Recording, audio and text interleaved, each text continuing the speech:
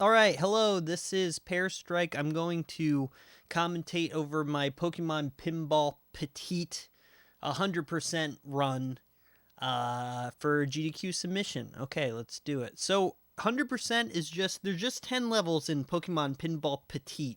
This is a game that was on the Pokemon Mini, and this is the version that was ported over to Pokemon Channel. So that's why you have this like Pokemon Mini overlay and everything. Right here is a hard strat. This is like I don't want to. I This might be frame perfect. I can't. I honestly don't know. I've never counted it, but getting the Pokeball to skip past that rock is really hard, really tight.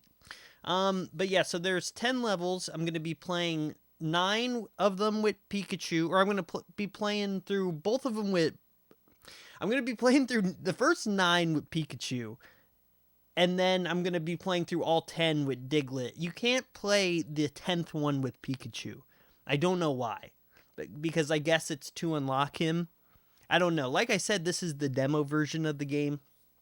The full Pokemon Pinball mini game has, dude, I think like 70 levels, 80 levels. This literally only has 10 unlocked, and it has 5 other characters, or 5 complete characters on the full version. But on this version, we only have these first 2 guys. We have Pikachu and Diglett, and Pikachu doesn't work right. It doesn't make any sense. You think he would be able to hit straight up because he has a flat head, but he can't.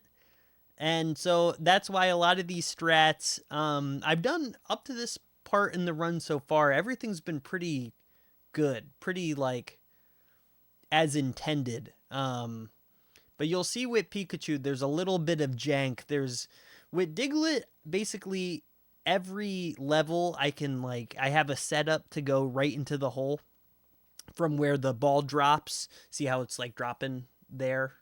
That's how it drops, like in the beginning of the level. With Diglett, I have like a set. I have a set path for all the holes. But with Pikachu, sometimes you have to hit it and then to position it and then hit it again. Also, right now, these 3 levels, 5, 6, and 7, are basically auto scrollers. This one kind of has a funny setup though. I have to get it to the setup for this one to get it in the hole every time is to let it drop next to Pikachu, because that's how badly Pikachu works. I don't get it, but I've learned to live with it, and that's what we're doing here. So we're just avoiding Ditto. So yeah, for these levels, there's a 30-second time limit, and we just have to get through it. And get for 5 and 7, it's 5 points, and for 6, it's 8 points that we have to get. Okay, so we're past the auto scrollers now, though, and now we're back to the meat and potatoes. So here, this one's decently straightforward. You just hit it immediately as it's spawning, and then you have to hit it in the middle. And then this is like what I was talking about. I have to hit it off to the side and let it roll down into the tip of Pikachu's ear, and then I bop it right in. And that's like the only way to get it into those far holes with Pikachu. It's so annoying. Pikachu's really difficult, but that was a perfect Pikachu 8. But now this one's a little difficult with Pikachu. I tried to do the same thing there where I set it up and then it rolls into his ears. I'm going to try to do it here. Okay, we got it there. And now this one, there's this rock in the way. And I think but we got the setup right there. So that was like a little sloppy, but that level just takes a while with Pikachu. It just because of how Pikachu works. Now I have a good setup for this level with Diglett. Now we're gonna get into the Diglett levels, but I did screw it up in this run. This is my PB run, and I think this is the one level that I messed up kind of bad. But I think everything else goes decently swimmingly. Yeah. So we cleaned it up, but we lost a little time there, but it's fine. From here on out though, you should see like, I'll get to. Oh, I screwed that one up too. Yeah, that's right. That I just let go of the button. See, you gotta with this, you have to use the Z button to hold Pikachu and Diglett down, and it hurts my finger after a while. The Z button is not a comfortable button. But we figured it out. We saved it. That's basically how that level goes, anyways. But yeah, with Diglett, we're gonna be able to knock it into the hole immediately from the spawn. Now there's some fun things you could do with. See how it spawns in the two different spots? That's based on when you hit the Z button. So you can manipulate like where the ball is gonna spawn, and that's my strat in Diglett 9 is I hit it from the right, hit it from the left, and then I switch the spawn back to the left. And that's just to avoid the rock cycle, but I wasn't able to show that off because I screwed it up, but it's fine. And also we're back in the auto scroller levels, which are fine. You know, there is a chance that I don't clear them.